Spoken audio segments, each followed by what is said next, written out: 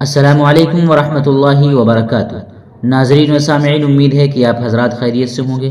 آپ حضرات تک ایک بہت ہی دکھ بھری خبر پہنچی ہوگی کہ جمعے کو مظاہر العلوم کے امین عام حضرت مولانا سید شاہد الحسنی رحمہ اللہ کا انتقال ہو گیا تھا۔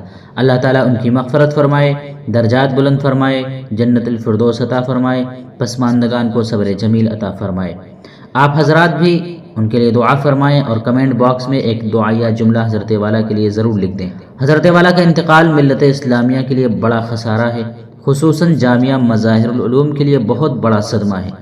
چنانچہ حضرت مولانا سید ارشد صاحب مدنی دامت برکاتہم العالیہ، صدر جمعیت علماء ہند و صدر المدرسین دارالعلوم دیوبند نے بھی آپ کے انتقال پر افسوس کا اظہار فرمایا ہے۔ چنانچہ حضرت مولانا سید ارشد مدنی دامت برکاتہم العالیہ فرماتے ہیں کہ مولانا شاہد الحسنی رحمہ اللہ کی اچانک رحلت سے صدمہ پہنچا۔ انا للہ و انا الیہ راجعون۔ آپ کی وفات ملت بالخصوص جامعہ مظاہر العلوم کے لیے بہت بڑا صدمہ ہے۔